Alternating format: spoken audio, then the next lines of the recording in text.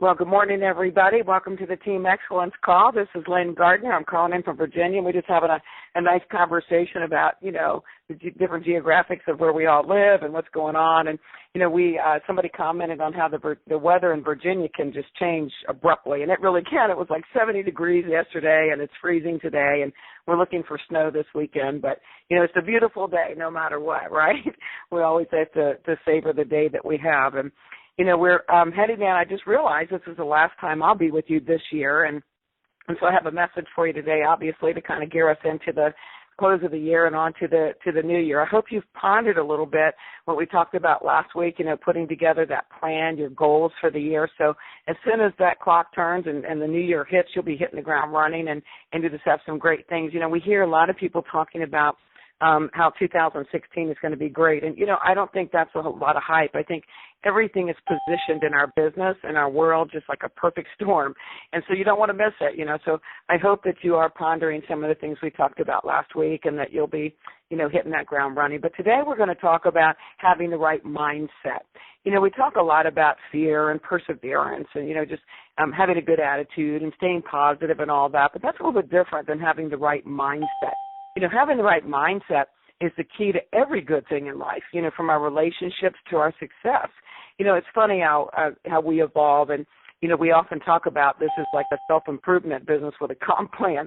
I was on the call the other day with Rummy, talking a lot about his personal development and how far he's come. People were asking, they're commenting on the fact that, well, you came out of network marketing, years of network marketing, and that's probably why you're successful. But the way he looks at it is, he wasn't ever successful until now, and all those things were stepping stones to get his mindset right so that he was prepared for where he is today. So it's always a push, and I used to criticize that. I used to think, what is all that about, training your mind? I'm a woman of faith, so I was kind of wrongly saying, well, that should be all under the control of God. But, I couldn't have been more wrong. You never say never, and that was so far from the truth because, in fact, the Bible mentions the importance of our thoughts and our mind many, many, many times.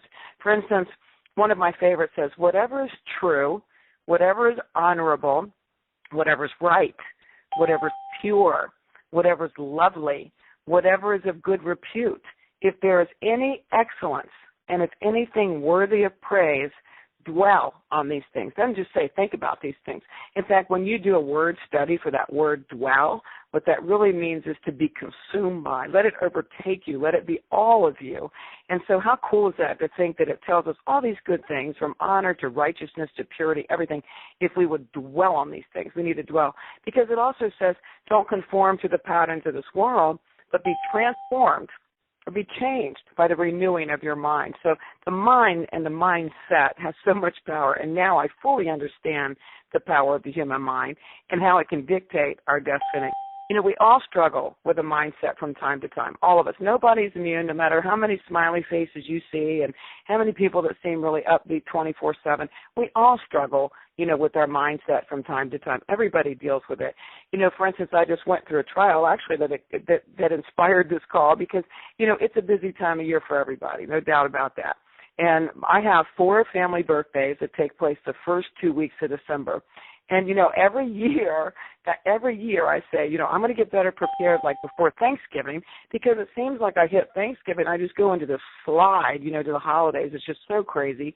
And in addition to that, my family's close and we're kind of sentimental, and my kids like for me to make them something like a gift from my heart. So that takes a lot of effort, in the midst of working and trying to keep all the balls in the air. It takes a lot.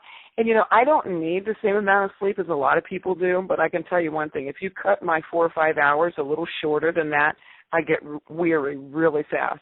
And you know what happens when I get weary, when I'm physically weary? My mind gets weary and my mindset struggles. And so, I have to work on that. And so just a few days ago, I'm like, oh, what am I doing? How am I going to get everything done? My business isn't where I want it to be. I had all these ridiculous thoughts, and I needed to regroup really fast and get my mindset right. But my mindset was just, the struggle with my mindset came directly from my fatigue.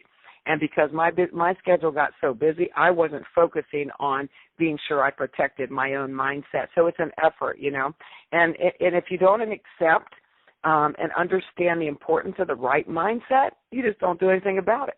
Did you know that, for instance, the first thoughts that you had about this business most likely dictated your success or your lack of success, until we work on our mindset. And most likely that has dictated it. For instance, if you thought, wow, that's interesting, maybe I can do this. Or you thought, I think I can do this. Or maybe you thought, you know what, I'm going to try to do this. Or did you think, I will do this? Did you have the right mindset? Because all those other things aren't necessarily commitments and aren't necessarily the mindset. Saying maybe I can, I think I can, I'm going to try to do it, don't equate to success. But it's the I will do this that is the key to it all. So the mindset is the key. So how do we work on that mindset? Well, first of all, you need to recognize the need to address the mindset. That's 90% of the battle.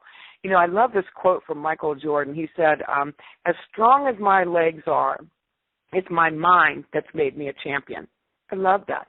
So that you could equate that to our world of saying, as much as I know about the science, as well as I might do a demo, as many people as I'm prospecting, all those efforts that we have that build strength in our industry, it's the mind that's going to make you a champion. So we really can't ignore it. It's 90% of the battle. We can't overlook the need for that. So, how do we have the right mindset? Well, again, having a wrong mindset is not your DNA. I mean, it's not who you are. I've addressed this with people sometimes, about negativity, for instance, and they'll say, well, that's just who I am. That's not who you are. That's not at all. It's who you choose to be. You develop the right mindset. You determine the right mindset. It takes effort and determination. It takes work, frankly, that most people aren't willing to do. And they may not be willing to do it because they don't recognize the need or the importance, or they're just, struggling with arrogance. Maybe they just don't do it. But for those that do address the mindset, they see success, true success in life. They see fulfillment. They see true joy. They see healthy relationships. They see their financial, prosperity. They see it all if they understand the importance and put forth the steps that it takes to get there. So first, as the saying goes, garbage in, garbage out. We all have 24 hours in a day. Nobody gets more, nobody gets less. Sometimes I think people think they get cheated, but we all get 24 hours in a day. And I may not be one of them, but most people, need 8 hours of sleep a night, and that's a given. We got to do that and restore the body. And I may not be a math whiz, but the way I look at it, you still have 16 productive hours remaining in that day. So what are we doing with those 16 hours a day? Well, most of us, we might have seasons in our business where we're working it that hard, even more than 16 hours a day. But for the most part, we aren't working 16 hours a day. Come on. So what are we filling our mind with during those 16 hours a day? That's what we really have to look at, because what we fill our mind with will dictate our destiny, and it's going to impact our joy. I have a friend, for instance, give you just a strange analogy here, but I have a friend that loves to read romance novels. I mean, she's got one particular author. I'll refrain from naming that author, but she loves to read these novels, and she's always telling me, "Oh my gosh, you got to read this book." Well, I don't read romance novels, but anyway, she fills her head all nonstop, with fiction.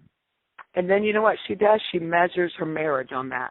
She's constantly whining about her marriage. She's constantly whining about what her husband doesn't do or what he does do. And it's just and as much as I speak to her about what she's filling her mind with, she just doesn't get it. You see, because she's basing her reality on fiction. She's basing her reality on untruths. And you can't possibly have a healthy relationship if you're over here filling it with delusion. You've got to look at the realities. But, that's what she does. And we have a tendency to do that in other ways. We live in a troubling world. Believe me, I know what's going on around me. I've always been very tuned in to politics. And, in fact, I even, with my kids, as they were growing up, we'd be at the dinner table. We'd be discussing current affairs and politics. I wanted them to have a full, rich understanding of life, and I'm very much aware of what's going on. And it's important to be aware of what's going on. And we don't want to be a slug and just not be aware and not paying attention and not even knowing what to pray about or what to speak out about. But, I know plenty of people who spend lots of time focusing on current affairs nonstop, filling the mind with thoughts of turmoil and focusing on the injustice that we're surrounded by. And they'll just have their mindset that's going to dictate their destiny. How can you possibly bring forth a positive, hopeful environment. How can you have that within the very fiber of your soul and your mindset if you're filled with thoughts of injustice and defeat? How can that possibly be? It can't, because you put garbage in, you're going to get garbage right back out. So focusing on filling the mind with positive things that you want or to experience, that's the key. You got to focus on what you want and fill yourself with those things. And, reading is the first step toward protecting your mindset, and it's so interesting how few people read, really, to me. I mean, I know everybody's busy. Again, we all have the same 24 hours in a day. We have 16 productive hours a day, but most people that I know simply don't read. Now, for me, reading doesn't just mean reading, the Word of God. I start my day with that. That's reading that's non-negotiable to me, and it doesn't mean just, reading bits and pieces of a newspaper or whatever. I love Jim Rohn. We all know Jim Rohn, and I love his quotes. And the one quote that I brought forth for you today is, the only thing worse than not reading a book in the last 90 days is not reading a book in the last 90 days and thinking that it doesn't matter. It does matter, because you're working on retraining your mind, and you're working on your mindset, and you're working on reading things of substance that are going to work on you. So again, it doesn't count reading the headlines or checking the stock market or reading the Facebook post, for heaven's sake. That's not reading. I mean, that's reading, but that's not reading to reset your mind. We're talking about reading purposeful text that's going to nourish your mindset. So I talk to a lot of people that say, I don't have time, and that I don't even remember the last book I read. But I can tell you, if you want to improve your mindset and better yourself, reading is not an option. People find time to go to the gym like clockwork. Man, they don't miss the gym for anything. They're there every day. They know that exercising will make them better or stronger, and they make the commitment for that because they want to be better or stronger. And people find the time to, just carefully select, go organic food shopping to the farmers markets, and they take the time and the preparation to prepare healthy food, and take the time to juice. All those things take time and effort. And they do that because they know that will make them better. Eating that healthier will make them better. And they take the time and the effort. But the very core of their existence, what will determine their destiny, whether they're strong or healthy or not, is having the right mindset. And yet they refuse to take the time to read. They take the time to even knowing that it will make them better. They refuse to do it. Some people listen to audiobooks, and there's nothing wrong with that. I love multitasking. People will put an audio in the car. I think that's great, to be driving down the road hearing positive things, or to listening to a book, and I think that's wonderful. But, the mind processes audio differently than it does the written word. So even though you might listen to an audio book, it's still important to get your mind triggered, because it's going to process that reading in a different way than it does the audio. In fact, reading out loud is absolutely the most impactful. People think you're crazy. You might want to be sure you're reading in private. But when I read the Word of God, for instance, I read it out loud, because I know the most impactful for my mind and my spirit will not be just looking at it and reading it, but will also be speaking it. I challenged my team and Crossline team. We have a whole bunch of Crossline that gather together at meetings that I hold, and so I challenged them all. I mentioned this to you before, to make a commitment to read the scrolls from the greatest salesman in the world. Now, again, if you're not familiar with that, it's just very impactful. And the whole theory behind that is that the book suggests that we read each scroll 3 times a day for 30 days. So you're not only instilling a habit, for yourself, but you're working on your mindset. And it says also to read them out loud. And so you're reading positive affirmation 3 times a day, reading it out loud, the same affirmation for 30 days. You talk about an impact. I've experienced it myself. It's profound. And by doing that, we embed those words in our heart, in our souls, in our mind, and our subconscious, which is something that's hard to deal with unless you address it directly. And you know what? I'm not aware of anyone that followed through. In fact, when I asked about their progress, most of them said, I don't have time. And you know what? Reading those scrolls takes about 10 minutes per reading. And yet people say, I don't have time. What about television? I'm not against television. I have television. I don't have one sitting in the middle of my living room, so people think I'm like anti-television or something. But, I'm not against television. I'm against what would we watch on television? I have friends that tune into the news, like Fox News, the entire time they're at home. whether they're at their computer working or, trying to work with that stuff going on, whether they're preparing dinner, whatever they're doing, they have that news channel going 24 hours a day, or not 24 hours a day, but the times that they're awake. That, you talk about a danger zone. You cannot hear all of those negative things all around you all the time. You can't do it and still have that mindset that you need to be a champion. It's not possible, guys. Nobody's that special that they can take that in and process it within their soul and then still spit out good things, garbage in, garbage out. We hear a lot about surrounding ourselves with positive people, and run from negative people. And believe me, at every opportunity that I can, I do that, because being around negative people, I quickly just deteriorate. It really gets to my soul, it just really hampers my spirit. So for the most part, that can be done. We can make a choice to stay away from that. We can make a choice to remove those people from our lives. But some of us have immediate family members. I know of people that have spouses that are negative. What are you going to do? You just can't get rid of every, member of your family or your spouse because of the negative. Some of us have people in our families that have negative gossip going on. But, we can't run from all those people that we love, but we absolutely can control the conversation, and we can refuse to participate in it. It's a choice, so you have to work on that mindset, and you can do that in a way that doesn't cause conflict in your family. There's ways that you can address that where you're not really offending people. You just can't get rid of every single person in your life, and I think probably all of us have somebody or some bodies that, tend to be negative. Jim Rohn has another quote that says, "You must take personal responsibility. You cannot change the circumstances. You can't change the seasons. You can't change the wind, but you can change yourself." And that's something that you have charge over. So, we have to constantly be working on ourselves, constantly be wanting to better ourselves. We are in a self-improvement business with a comp plan.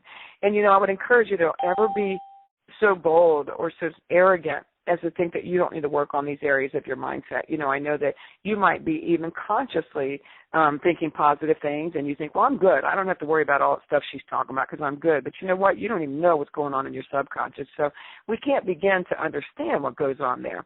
And so even if you think that you never have a negative thought or that you have a good belief system and you have the perfect mindset, you probably more than most people still need to be proactively working on your mindset. And the way that we do that is just to be sure we program it, with good things. So as you close out your year and you work on those goals and you get ready to be the champion that you were meant to be next year, I hope that you'll also make the commitment to yourself. I talk a lot about being true to yourself and being honest, being good to yourself, but, one of the best